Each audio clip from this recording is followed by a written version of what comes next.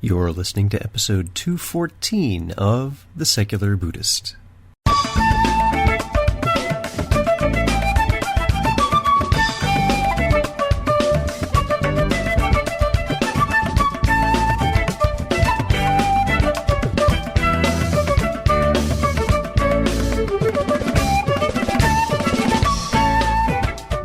Welcome to The Secular Buddhist. I'm Ted Meissner.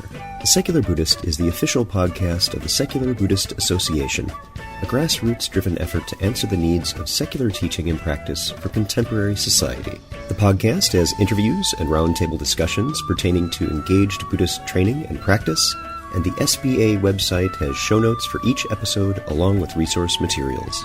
Though the podcast focuses on core practice from a secular viewpoint, more traditional teachings are welcome and openly discussed. Yeshe Rabgye returns to speak with us about his new book, Life's Meandering Path, a secular approach to Gautama Buddha's Guide to Living.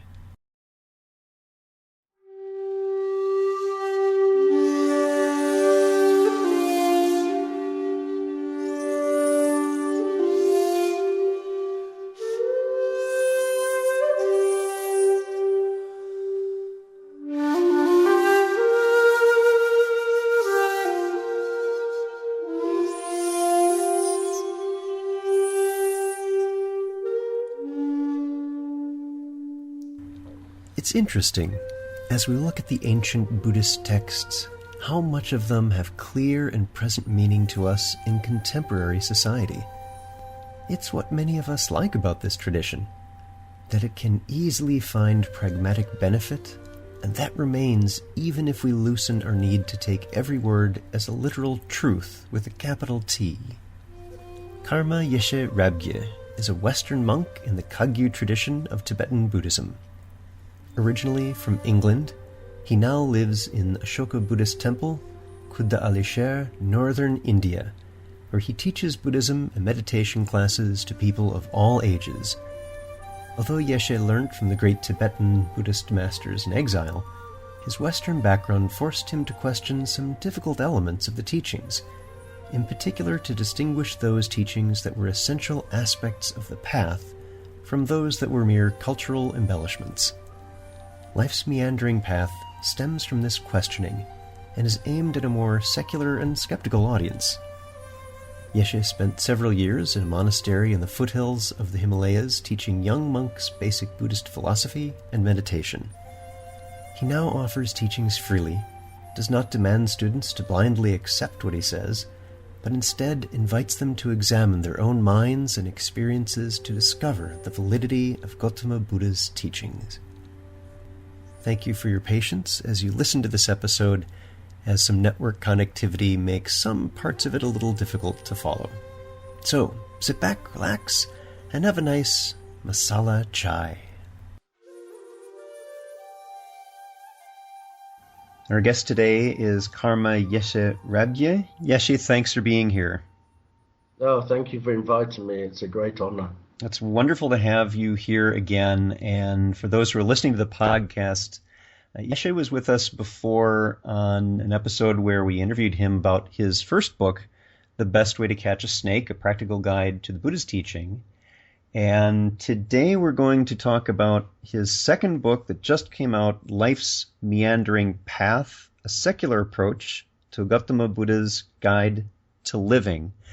And I just wanted to mention, you will probably see some of Yeshe's postings on the Secular Buddhist Facebook page, because he's very active there. So, Yeshe, catch us up. Since we last spoke, you are no longer in Rawalsar. You have moved. Tell us about your adventures. Yeah, I think it's probably 1.5 years ago that we spoke, something like that. And I was teaching in a monastery in Rawalsar in northern India, but I was also setting up a charity in a city called Chandigarh, which is also in northern India. And the charity was for patients from all parts of northern India. They have to come for treatment to Chandigarh. It's the main hospital. So we built a hostel here for the people to come so they can stay here. And we have staff that are trained that take them to hospital, do translation service. We have aftercare. So it started off as a little project, but then it grew and grew. And somebody offers us a piece of land in the grounds of a Thai Buddhist temple in Chandigarh. So we started to build a big 25-bedroom hostel for the patients. So the working in the monastery and traveling down here, it's only like 300 kilometers, but it takes about 7 hours of travel with the roads. So it was getting very difficult to go teach in the monastery and come here. So unfortunately had to give up the teaching in the monastery. So I came here, built the hostel, and now I have private students, and I also once a year teach all the students from northern India that are in the university. They come, and I have 1 week with Ladakhi students, 1 week with Kanuri. And so I'm still teaching, but I'm doing private teachings now. Do you miss some of your older students that you used to Oh teach? God, yeah. I miss being in the monastery.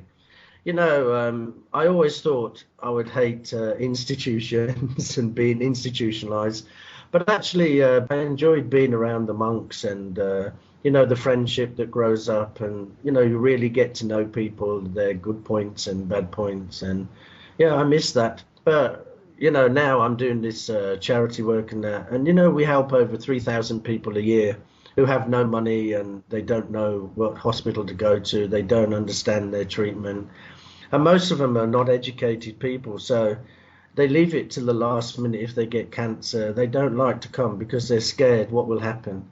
So they just leave it to the last minute. So then, you know, we have a lot of work to try and get them better. So I think you know, I have to weigh it up, the monastery with the monks, or, you know, helping people. And, you know, in Buddhism, we hear a lot about compassion, but, you know, in the culture around here in India, we don't see a lot of it. We hear a lot of it, but we don't see the Buddhists doing a lot of charity work. Not like, you know, the Christians, they're brought up with this charity, and then they just naturally do charity work, where over here it's not the same. So I wanted to concentrate on the charity work. So yeah, I do miss the monastery a lot, but I go back, and in a couple of days I'm going back again to see everybody. So yeah. And also, since the last time, I did a tour of Nepal, and I also did a tour of Ladakh. And Ladakh is a very remote area. It's difficult to get to. We traveled for 4 days driving, and it was like 12 hours a day. And it was going up mountains where there was no real roads, going across snow plains, and yeah, it was such a great adventure.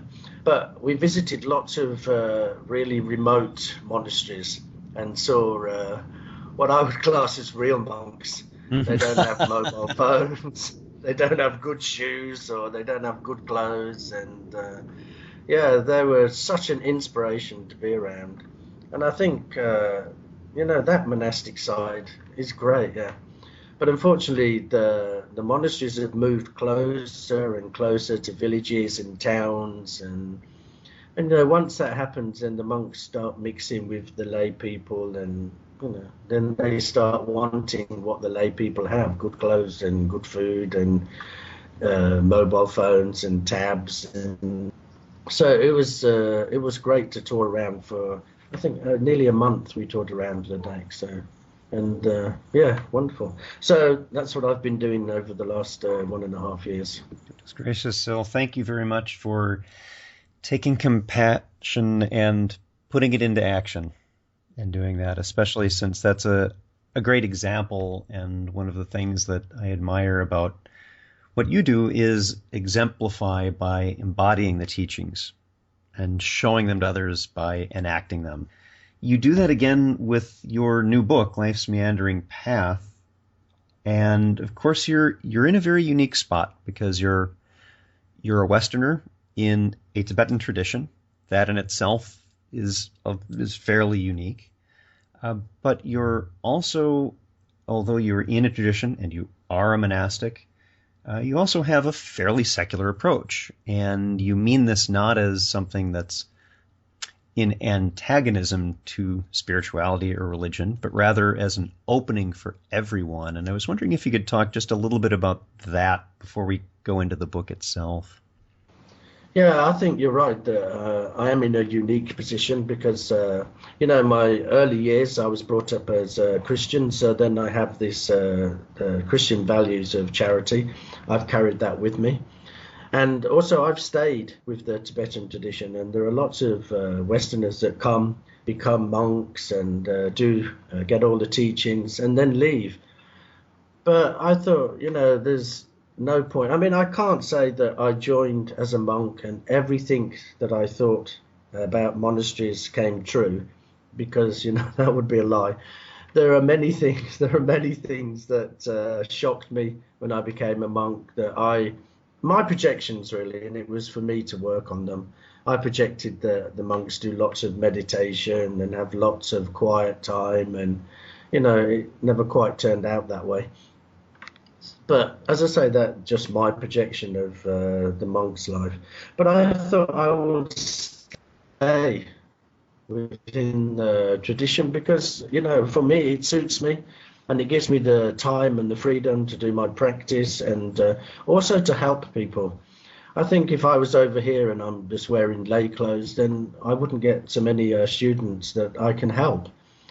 So earlier on, I realized that, and particularly the Tibetan tradition, which is like the Catholic Church of Buddhism, really. I mean, there are lots of ceremonies and lots of ritual practice and dogma, and I realized that this was pushing a lot of people away from Buddha's actual teachings.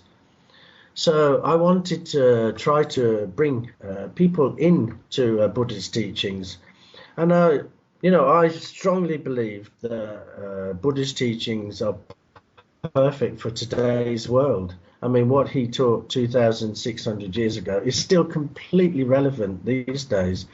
And the more things we have, the more like 3D TVs and iPhones and iPads and everything, then the more attached we get. Then I think the more we need Buddha's teachings. So I wanted to try and open up his teachings so, I could embrace lots of people. So I wasn't, when I wrote this book, the secular book, I wasn't trying to criticize the traditional approach. I sort of, in my first book, touched more on the traditional approach. But in this one, to more people and show people that, you can follow Buddhist teachings and you don't have to say, I'm a Buddhist.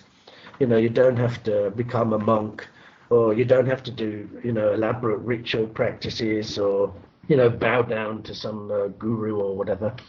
So I wanted to make the teachings more approachable for people.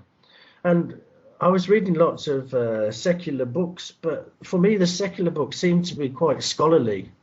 So I wanted to write a book that wasn't scholarly, because I'm sure that not every secular Buddhist is a scholar. So I wanted to write a book where it can, embrace all people. So there is no, it's not in any way, it's not a scholarly book. It's a book that should speak to people today, hopefully. Yeah, it does. And one of the things that I like about it is that you do make it something that's very pragmatic in its use. And you don't at all criticize the tradition. You engage with it quite directly and bring in some of the valuable elements that we have in this. And you do quote on one of the pages right now, I just turned to the Silavada Sutta and others. So tell us a little bit about the Mangala Sutta and what's in there as the basis for the book you've written. When I finished all my studying of Buddhist philosophy, I realized that a lot of my teachings were from people who had read Buddhist teachings, and they were the commentaries. So most of my teachings came from commentaries. And I was thinking, okay, this is good, but this is what that person thought of Buddhist teaching. So I thought, I should look back and see what Buddha actually said, as close as we can get to. So I read many sutras in the Pali Canon and started studying that. And when I came across this Mangala Sutra, then a light came on inside me. I thought, wow, this is a path. We follow the Eightfold Path and the Four Noble Truths, but I thought here, written down are 38 principles that if we follow them, then we have a complete path. So the Mangala Sutra has 38 principles. What is the best omens? What are the best lucky charms that we can get in life? And of course, Buddha never believed in omens or lucky charms or superstitions or anything like that. He called all this low art. So instead, he gave 38 principles that we can make our own luck. If we follow these principles, then we're making our own luck and we're not relying on some outside force. So this, of course, spoke to me because I don't like superstitions and palm reading or fortune telling. And so it really spoke to me. But when I was reading it, I just thought there's a whole path here. And if I can just spend time and meditate on each one of the 38 principles, then maybe I could put together a path for myself. So I spend a lot of time meditating on each of the principles and seeing how I can implement them into my daily life. And when I'd finished, I thought, actually, this would be quite a good book, but quite a good secular book, because there's no ritual practice, there's no need to do any, ceremonies, there's no need to buy any special clothes or anything. It's just a path that anybody can follow. Whether you're Christian or Hindu or Jewish or whatever, you can follow this path. So I started to just make notes of the 38 different principles, and then I just pulled it all together in the end as a book. But mainly it came from my meditation on each of the points and my seeing that it's a path, it's a clear path in itself. And for me, I thought it was a very good secular path. One of the things that I like about how you've done this is that you describe each principle along with a reflection and a question for the reader to engage directly with it. And they are very pragmatic about learning skills and showing respect and avoiding those who are going to be somewhat problematic and exerting a negative influence. So these are very useful and tangible things that you can do. Yeah, I mean, some of it may be like old-fashioned values these days, but I think they're important that, if we mix with the wrong type of people, then obviously, we're going to become like them. They give us negative thoughts, and then we'll also have negative thoughts and turn into negative actions. So, yeah, and also I think the family, I think we're kind of losing family values. And I think it's important that, we step back a little bit and we see the value of a family. I mean, over here in Asia, they're more family orientated. But in the West, we seem to be losing that family connection at the moment. So also social responsibilities are covered in the book. And, we have a responsibility. We have to live in society. So we have these social responsibilities. If we're acting in a good way and if we're being kind and compassionate, then it spreads. People see that you're a good person. People will follow you. And people will also, start to follow the way you lead. So, yeah, I think the whole book actually covers all the key elements that we go through in our life. So, I mean, it says on the book it's a guide to life. And I think it really is a guide to life. Mm-hmm. Yeah, and it's funny in going through this, as I review what these are, they're not based on anything supernatural. They are very secular. They're pragmatic guides about life and how to live it. At first, that point never came to me. But when I started meditating and started making notes, then I realized, it's extremely secular. And it would suit. This path suits people in the West. I mean, there is nothing in there that, you have to have faith in, nothing you have to have belief in. There's no, monsters or mythical figures. There's no dogma. There's nothing in there at all. It's just, a clear path to follow. So, Yeshe, what's coming up for you next? What are your plans for next year? Yeah, well, hopefully next year I want to try to take mindfulness into schools in the Chandigarh area where I live. I was invited this year to Buddha Jayanti, Buddha's birthday celebrations at a school, and they gave a presentation. And when I went round the school, they were talking about having a quiet time. And I saw that, each morning before they start their lesson, they have what they call a quiet time. And I thought, yeah, this is really working. So I thought that I could go around and introduce a secular mindfulness. So strange, Buddhism started in India, and then now it seems like I'm trying to bring it back into India, because it seems to have gone around the world, but it's died down a little bit in India. So that's my main project for next year, to teach mindfulness meditation to teachers so they can teach it to the students. And, if the children start their day off in a good frame of mind, calm and relaxed, I'll make sure that it's completely secular. There's no religion in there at all, so it won't offend anybody. So that's my project for next year. So that should keep me busy. There's many schools here. Very busy, and best of wishes to you, because we're seeing that happening more and more here in the States as well. Yeah. I think the States are the forerunner really with that. And I've been reading many reports from schools, how it's helped the schools and helped the children and the teachers. So, yeah, I think it's really important. I've been teaching, and I know how difficult it is. It's a really difficult job, a teacher. And, sometimes students can not be very helpful. So if they can put them in a calm frame of mind, some people don't have good home lives, the children. So when they come to school, they bring it all to school, or maybe they've had difficulty getting to school. So with the mindfulness, it makes them present. They're actually present in the classroom. Whatever happened on the way to school or in the morning is gone, and now they're present there. So once they're present, then they can start learning. Wonderful. I hope you come back and talk with us about that. Hopefully not as busy a year and a half as you've had. Yeah, I retired when I was 40. I might retire again soon, I think. Well, our guest today has been Yeshe Rabgye, and you can find out more on his website, buddhismguide.org, which we'll be linking, of course, on the episode page, and we'll have both of his books available there as well. Yeshe, thank you for joining us.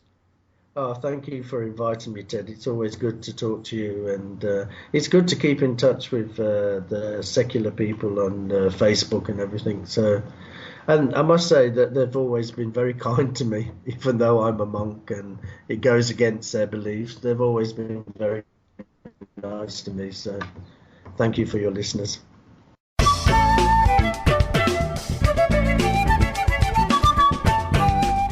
Thanks for listening. If you'd like to learn more about something you've heard in today's podcast, please come visit the SBA website at secularbuddhism.org, and you'll find an entire webpage devoted to this and every episode. Discussion about this episode can be found on the episode page itself, along with show notes. The music for The Secular Buddhist is used by permission from John Kaizan Neptune's CD, Steps in Time.